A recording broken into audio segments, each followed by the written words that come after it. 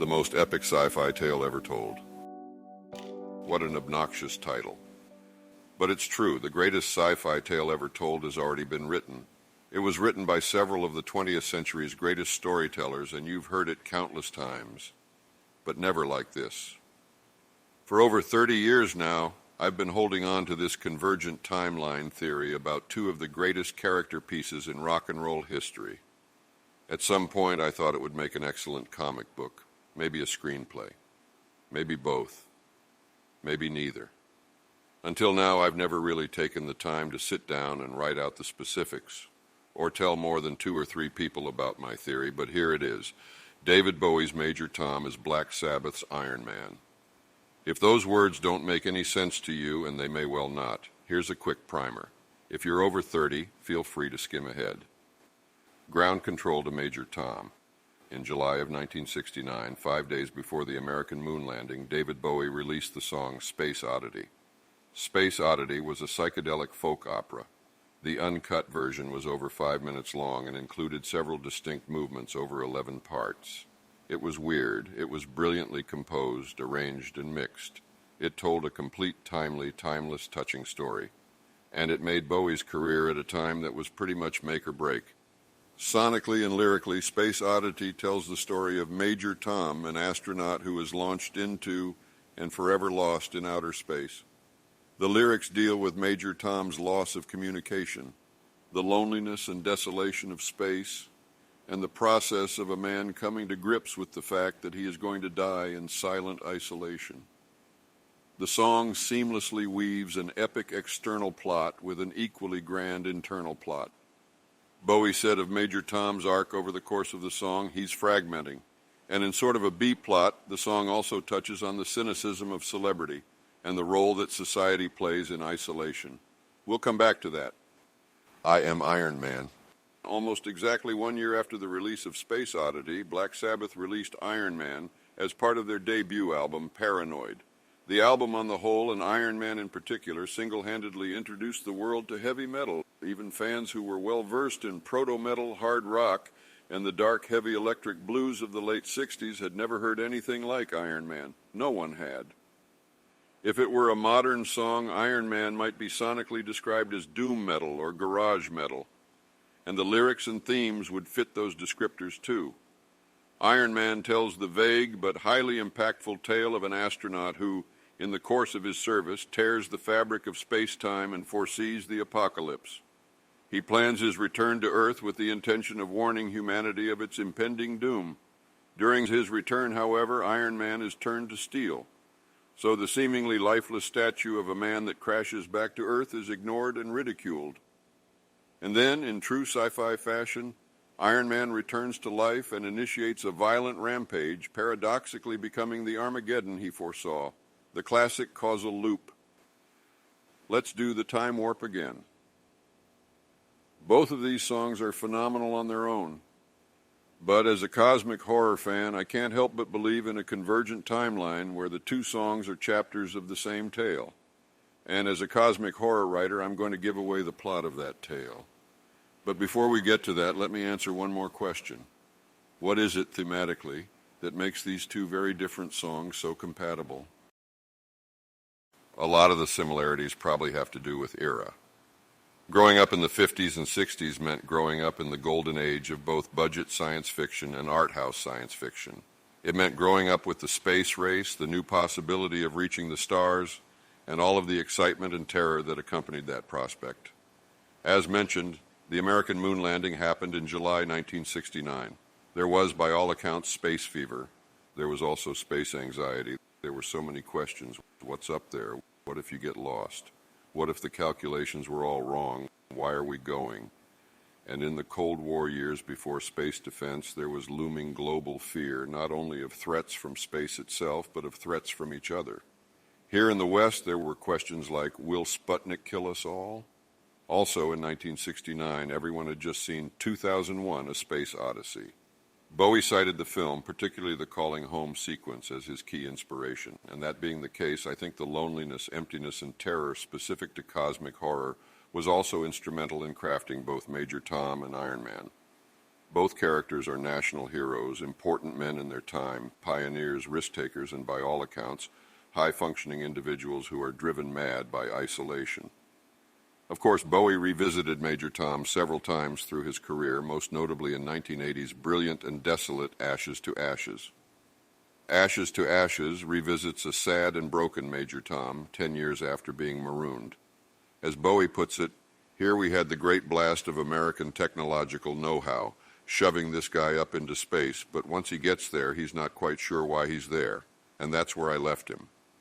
And the same can be said for Iron Man. In describing his lyrics for the song, Geezer Butler is always nonchalant and reductive, but displays a phenomenal ability for complex storytelling and a very advanced understanding of the theories of time travel. To quote the lyricist himself, "I was heavily into science fiction at the time. Remember, this was the era of the space race. A lot of the stuff I was writing about was inspired by those sorts of stories. I was fascinated by what might happen to a man who suddenly transformed into a metal being. He still has a human brain and wants to do the right thing, but eventually his own frustrations at the way humanity treats him drives this creature to taking extreme action. It's almost a cry for help." This is the sound of someone losing the plot. So here we go. This is my convergent timeline theory wherein Major Tom becomes Iron Man. In my mind, Space Oddity is the perfect Act 1 for the greatest cosmic horror story ever told. Major Tom, hero of his country, humanity, and the planet as a whole, boldly going where no man has gone before. All of the ingredients for an epic adventure are there. But Space Oddity is not what it seems at first. Even in the early verses, there are hints that the general population and Major Tom's crew at large aren't really too concerned with his well-being so much as what he represents. In a sense, this perfectly foreshadows the themes of dismissal that come into play later. The papers want to know whose shirts you wear. And of course, as soon as something can go wrong, something goes wrong. Though ground control continues to look for and monitor Major Tom, their actions seem, at best, a fumbling attempt at contingency management, and at worst an exercise in keeping up appearances, and Tom is left forever alone and incommunicado to grapple with the big questions. Can you hear me, Major Tom? At this point, we have to talk about Peter Schilling.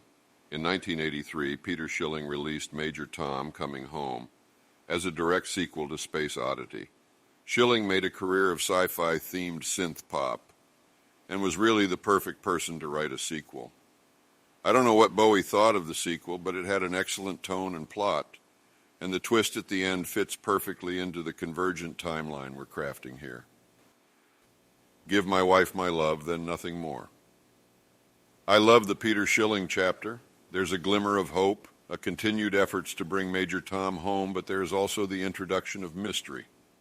Major Tom knows more than he's letting on, and when finally given the mechanical assistance needed to return home, he instead chooses to fling his capsule into space. There are a lot of ways to interpret this decision. Did Major Tom discover some important new information during his time stranded in space? Has he gone rogue and changed the scope of his own mission? Has he tasked himself with saving humanity? Has he simply gone mad? Regardless, this is the catalyst for the second act, and the decision that will ultimately turn Major Tom into Iron Man. Has he lost his mind? Can he see, or is he blind? And this brings us to the thrilling conclusion. I almost feel like there is no need to explain the end of the plot, as Geezer Butler's lyrics, Ozzy's voice, and Tommy Iommi's core riff paint the perfect picture of this tale's third act. At this point in the tale, I do take a creative liberty or two. In my telling, Major Tom has flung himself into a wormhole. He has come unstuck in time and exists for unknown lifetimes in a dimension of nonlinear time. He sees divergent timelines, he sees other worlds, he sees the past, the present, and most troublingly, the future of his own world. And eventually he does find a solution for the apocalypse, or at least a way to return to his own world with a warning that he believes may avert the disaster. So the hero returns. Why should they even care? But of course, Major Tom's return home doesn't go as planned. Running afoul of the great magnetic field, he is transformed into Iron Man. Sentient but trapped in his metal body, mute and unmoving, Iron Man is unable to express to the world the things he knows and has seen. Though he has returned home, mentally capable of saving the planet, he is still trapped and isolated, and most importantly, he is forgotten. The world he returns to sees him simply as a novelty from space, not as a real human, certainly not as Major Tom, the forgotten hero. Now he has his revenge. One could only imagine the frustration, the disappointment, and the anger that spawns Iron Man's revenge, but there seems to be a hole in this plot.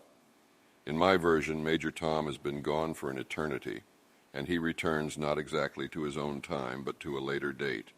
In infinite terms, his late return is a rounding error, but in human terms, it is an era. Long enough for Major Tom to be completely forgotten. So what did Major Tom do during his unquantifiable time and space? What was it that drove him mad enough to opt for revenge upon his return? That's where I come in. I burned a lot of pages in the Book of Love. In 2016, nearly 25 years after first thinking about connecting these two stories, I was busy writing and recording a bunch of synth-pop demos, and since nobody was listening, I thought I might as well get real audacious with it and write a fan fiction song that filled in the blanks in my imagined Major Tom is Iron Man tale. So I did. The working title for the resulting song was Motor Jam, which is, of course, an anagram of Major Tom and also a terrible title, but I haven't thought of anything good yet, so we'll just call it Conqueror. In the Conqueror sequence, Major Tom becomes a conqueror of worlds. Living in nonlinear time for literally thousands of lifetimes, he does horrible things. He searches, he battles, he crusades, and he burns through space and time, looking for a new home or a new past or anything that can save humanity and the version of Earth that he knows and still views as his own. And when he finally finds a route home with the information he needs and sets his course for the appropriate space-time coordinates, it all goes wrong.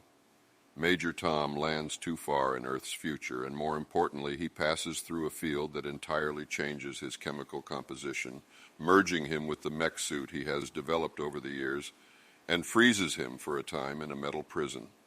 By the time he returns to Earth, not only are he and his mission long forgotten, but he is trapped in his body. Sort of a Johnny got his gun situation. It's maybe the worst possible scenario. Everything that he's done for eons, all of his suffering, his efforts, his pure godless isolation, has been endured with the fate of Earth in mind. And when he returns to Earth with a solution, nothing. Nothing but dismissal and mockery. I guess in this light it makes sense that Iron Man destroys humanity. All of the rage, the perceived betrayal, the unavoidable insanity seem to point to this conclusion. In possibly the greatest causal loop ever, Major Tom becomes the Iron Man that he foresaw ending the world. And the moral? Well, there rarely is one in cosmic horror. If there is one, it's usually this: you should have known better. Of course, the vision of ultimate disaster that you foresee ends up being a disaster of your own making, because this was always the timeline. This is the same thread you've been pulling since the beginning. Free will is a beautiful concept, but we'll never know if it's real. Perhaps Bowie said it best: "Planet Earth is blue and there's nothing I can do." If you like this video, you can click the description for a playlist of the songs mentioned and a couple bonus tracks that might add color to the story. They're ordered by sequence of events, so as you listen, see if you agree with this telling of the Major Tom Iron Man saga. Discovery's 4 computers now have primary control of critical vehicle functions.